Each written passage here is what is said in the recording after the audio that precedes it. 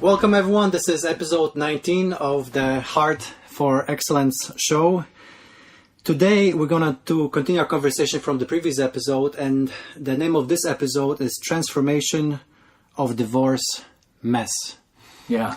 So Trevor, talk to me about the divorce mess. Pick it up where we left off. Yeah, so... Talk about that rebound relationship of yours. So I confessed my mess, which I think is very free, but it feels so vulnerable, right?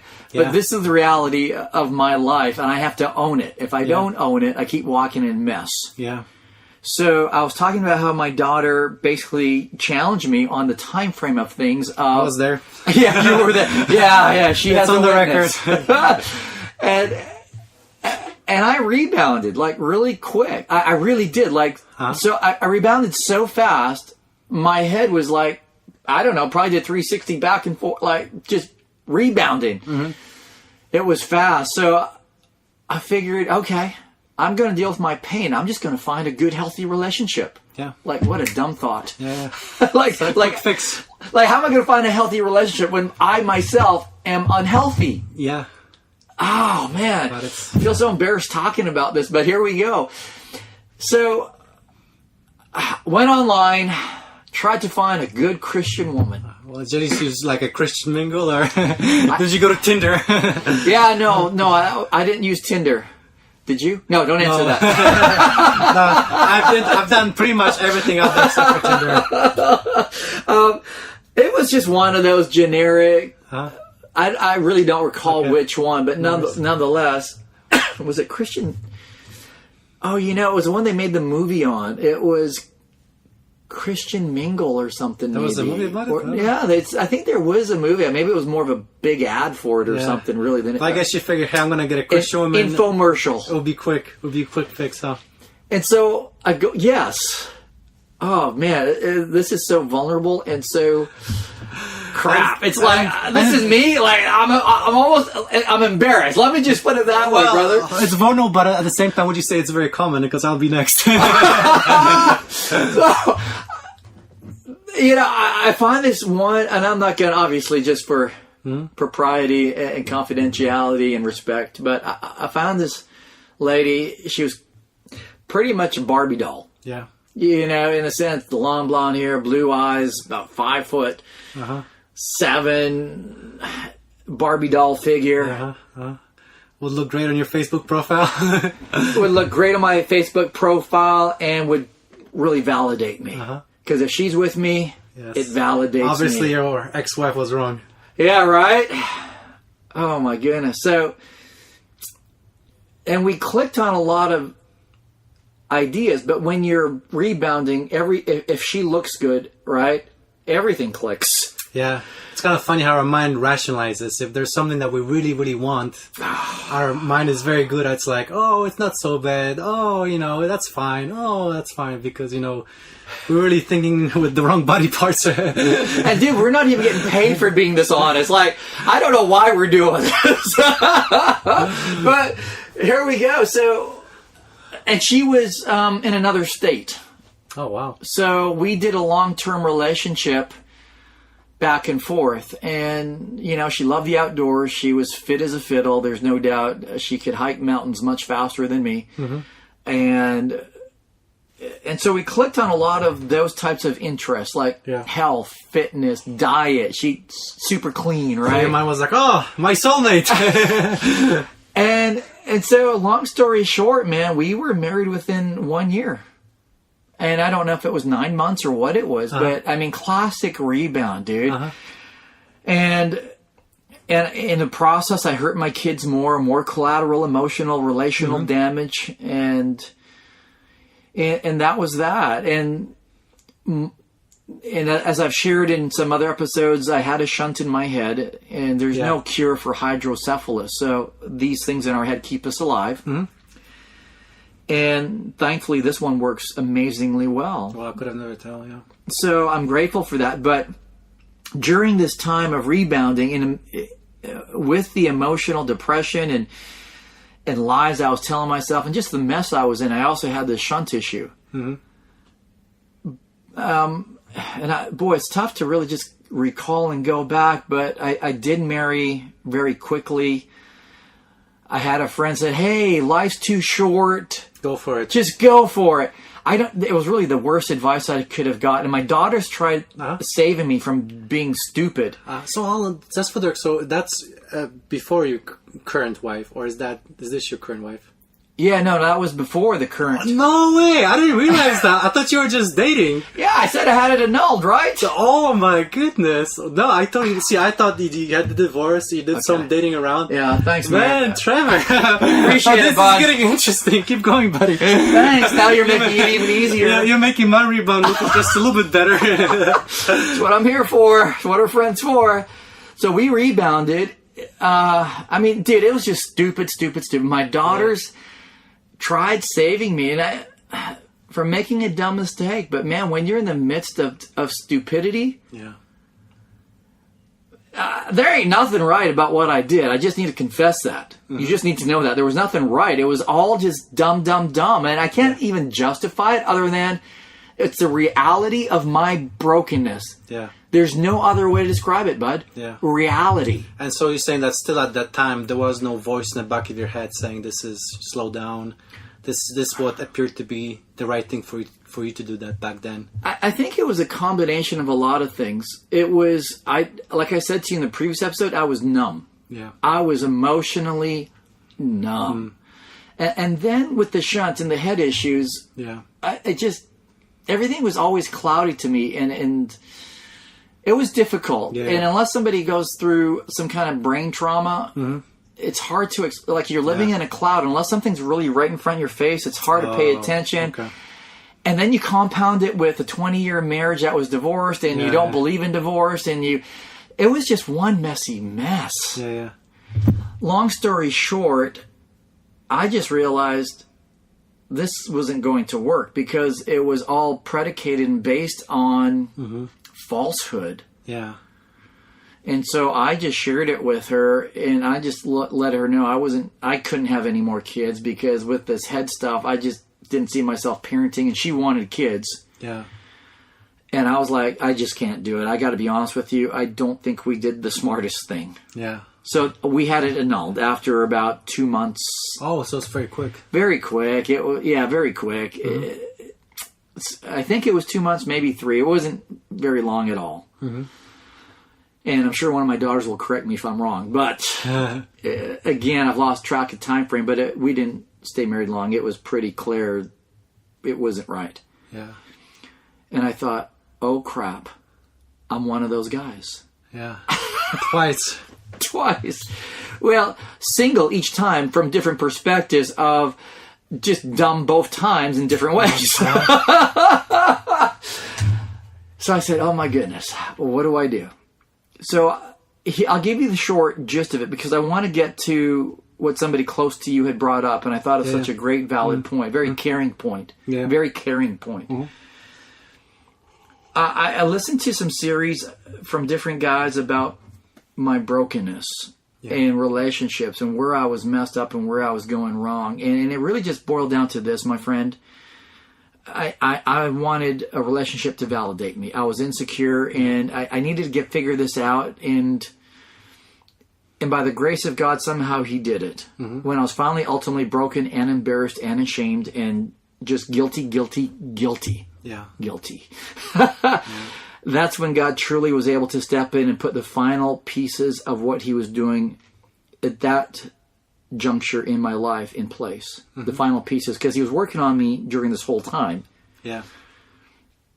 And I was able to start seeing that my identity is not in who I am married to. Yeah.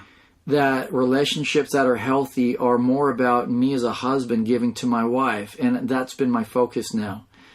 Is how do I bless my wife? Like my identity isn't from her. Yeah. It's from Christ.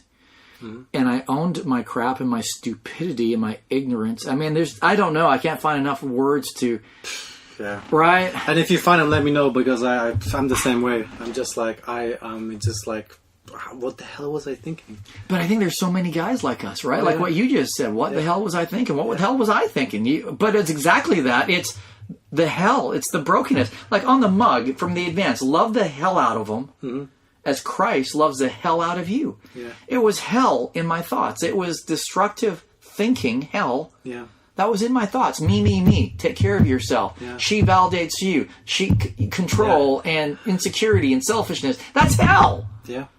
Those are very destructive thoughts in a relationship. So as Christ loves the hell out of you, so Christ has forgiven me, continues to forgive me of all my crap. Yeah. He does. So, wow, pretty freeing and powerful.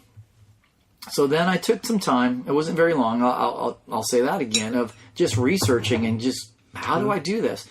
And probably one of the most powerful things I heard, it was by Matt Chandler in A Beautiful Design. I have no trouble just recommending that. You can find it on YouTube. And I think one of the key things that came to mind was, if you don't have the gift of celibacy, find a woman and just become friends with her. I heard that before. I hated that. I hated that. But yeah, you honored that. I know you did. Well, I did, but after many years. And I proclaim, I'm a living testimony of that. But I tell you, even when I did it, I was like a kid. I was like, man, this sucks. Dude, it's okay. You did it. Yeah. And I think next episode, we're going to just focus on your story because, I mean, this is a long story here. So I think... We still got about 9 minutes. So we can... Yeah, but I really want to hit your story, and it's going to take more than 9 minutes. So to finish my story here is I found someone, internet again, right? And I thought, well, okay. But I clearly put, I just really want to be friends. I truly, because I don't want to get, and even with that one I rebounded with, we were absolutely abstinent until we got married. I know that sounds crazy, but we were. Yeah. I mean, she was pretty much a Barbie doll, and she was, inviting, so to speak, but she was moralistic too. She was like, no, I don't want that as well, but we were dating. Yeah. With Rita, the woman that I'm married to, okay, my wife, my bride, the love of my life. Yeah. She truly wanted friendship as well. She didn't put any pressure on me to hold her hand even. I didn't hold her hand for 6 months. I mean, just the fact that you put in your profile, you want to be friends first, Me being in that world for many years, I thought that would be like, basically like... The stupidest thing. Yeah, I mean, it's like, to me, it's like, how stupid can it be? You want to get women, but you tell them that you're with your friends. No, nobody's want to talk to you. Yeah, well, I was looking at my crap, right? I was like, I can't do this again to myself, my kids, to my faith. I mean, those things will take a toll on a person. Except for the grace of God in restoring me, I probably would have just said, this is dumb. I screwed up way past any possibility of restoration. Is life worth living? Yeah.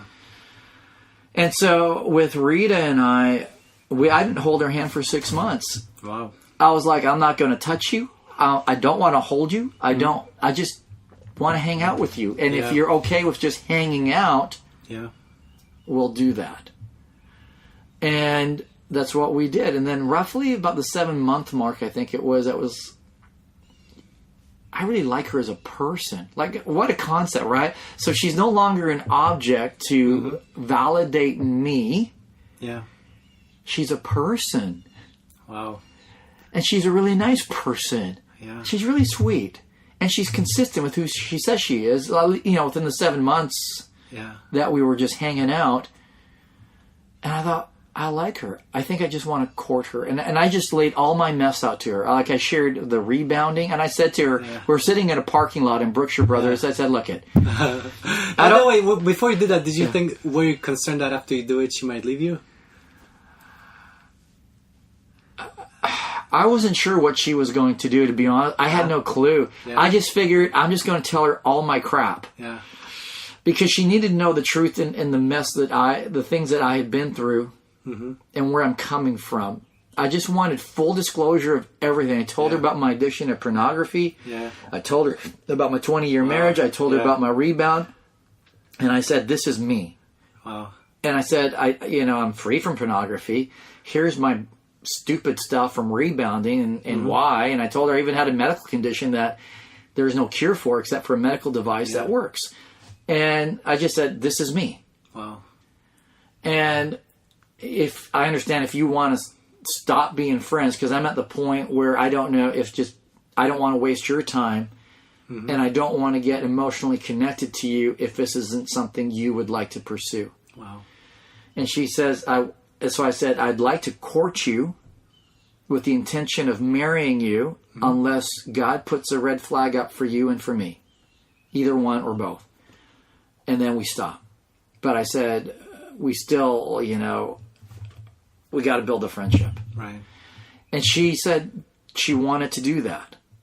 And so we pursued that. And then I think it was about 13 or 14 months after I met her. So 6 months, 7 months as friends, about a 6 or 7 months as courting. Yeah. My daughters had met her. Yeah. And so we just got married. And it's been beautiful. So it's been so great. I got to tell any guy listening, when you get the mindset of, I am not validated by my wife, but rather I'm going to build up my wife. I am actually going to sow into my wife. I'm not going to take from her. I'm going to give her all that I can give to her emotionally, spiritually, to build her up, affirm her, support her, tell her how beautiful she is. And that's been my intent. Not perfect. That's what I want to do. Right. But guys like you and the other guys we meet with hold me in check to make sure I am staying on point. Yeah. So winding it down, what somebody close to you had said was this. How does that make Rita feel if Trevor talks about he wished he was never divorced? Yeah. If I understood the question or the statement point. And it was kind of interesting because I was like, oh, should I say that to Trevor? If you don't, you're not a friend. Yeah, exactly. And I was like, come on, are we friends or we're not friends? Yeah. And it was one of those things that it's a little bit awkward because I don't know. Because I'm so intimidating, right? I don't know if it's going to punch me. Take my coffee cup and say, you may leave now. This is what more men need, is that reality of friendship and truth that we talked about this morning earlier. You're not a friend if you're not going to be truthful to me. If you're not going to spend time in being truthful to me, I don't want your friendship because you're a waste of my time. And and in a way, I was kind of curious your perspective to help me answer that question for myself too. So here's the best way I can coin it. Yeah. Because we have to answer it. You, like you said, you, me, and a lot of other guys. The reality is, I don't think anybody truly wishes they were divorced. Yeah. If we could have had successful marriages with the person we married and just been God glorifying, I think we'd be a fool to say otherwise. Like, who goes into marriage thinking, oh, I look forward to divorcing her one day so I can marry the right person? It's like an upgrade. Yeah, like that's just dumb. Yeah. If I could be frank. But here's the reality, is that as we have clearly confessed, and you're going to confess next episode, so I can just sit back and just like roll my eyes like, you dummy. Like again, it's your story. It's like so clean compared to mine. Oh man, it don't feel clean, bro, and it's not. But we're broken people. Nobody goes into marriage with the expectation of divorcing for something better at some later point to find the one. Yeah. I rebounded and found the one, and she wasn't the one. Here's the reality. If I'm not healthy and I'm not willing to love the one I am with, it's a broken relationship. Right. I have to choose to love the imperfect one I am with. Because she's imperfect. Yeah. As I am imperfect. Yeah. And if I go into marriage thinking there's one perfect one, Yeah. she's going to fail me. Yeah. Because she's imperfect. Yeah. I'm imperfect. Yeah. The only thing I have to offer is the ability to love an imperfect woman. And to choose to do so, to show her love. Because that's what love is. If we only love people that are perfect, is that love? No, it's convenience. Yeah. Because she's so perfect, Yeah. I don't need love to love her. Because she's perfect. Oh, well, Is that love? Yeah, and that's obviously a lie because she's a human being. She cannot be perfect. So Oh my goodness. there's definitely some self-denial that's gonna be very, very painful when it comes off. Yeah, and dude, any dude that's listening to this and you think you're in a relationship with a perfect woman, that woman thinks she's perfect, run. Yeah. Run. There's no perfect woman as there's no perfect man. Yeah. So to address that great, sensitive, caring point that someone close to you made, which I'm grateful for, very grateful for, is I don't wish I was ever divorced. No. Yeah. But the reality is, Merrick, I am divorced. I screwed up my relationship. Yeah. God has been showing me restorative power and grace and mercy and kindness. And the woman I am married to, I love with all my heart. Yeah. All my heart. I love Rita. That's her name. Rita Ming. She took my last name. I love her. She's beautiful. She is sweet. And she's also imperfect. Yeah. And she lets me love her as imperfect as she is. Yeah. She lets me love her and she gives me grace in all of my imperfections. Like, she is just so sweet. Right. And she's gracious with me. So there's no perfect answer other than the reality. And the truth is, we're broken people. If we don't address our brokenness, we have a broken relationship. Mm-hmm. My broken relationship ended in divorce. And then I ended up in a broken relationship rebounding. God, out of his grace, says it's terrible when man is alone. And he blessed me with such a beautiful, sweet, kind woman that said, Trevor, I hear all of your crap. I will still choose to love you. Yeah, it's beautiful. Holy smokes. It's so beautiful. Holy smokes. Like, I can't express it any other way. Like, here is some messed up, broken dude, and God still says, I've got this woman that would be, if you are smart enough to recognize it, dummy, talking to me, right? I'm the dummy, right? If you will treat her with respect and love and kindness, and you sow into her. In other words, you are in this relationship to build her up, and it's not about her building you up, right? Yeah. Then you'll have a great marriage. Look, when Christ died for my sins, he also died for my stupidity and my divorce and my annulment, right? He died for all of that. Mm-hmm. He didn't say that this is the one sin or the one brokenness or the one messy part of life that my atoning blood upon the cross cannot cover. Yeah. There's no limit. So I'm just walking in his grace where I think he wants me to. It doesn't mean I go out and sin just for the sake of, he got grace. No, that's certainly not what I'm saying. But I'm saying as we repent in our thought, actions, and deeds, God's restorative power is there for us. His mercy is there for us. And I am heaven bent. Mm-hmm. Heaven bent. Not hell bent. Because hell bent was selfishness, insecurity, and control. Yeah. I am heaven bent, which is giving, sharing, showing kindness, building up and edifying my wife. I am heaven bent on the woman that he has blessed me with as his gift of restoration in this journey and part of my life. That's it. Beautiful. That's it. This is the reality of my past. I will never forget it. I don't ever want to forget it because divorce hurts. It sucks. Yeah. This propels me and gives me more motivation to take this beautiful treasure that God has given me called Rita and to learn from. And again, in the same breath, I will say, my friend, I would say to you, I wish I could have done this in my first marriage and not have collateral damage for myself, my ex-wife, and my children. Yeah. But we did. This is my messy life. It's the truth. I don't know how to explain it in the same breath that I just shared this with you. But that is now in my past. I learned from my past, and I have to keep moving forward to what is right, good, and godly. Right? Yeah.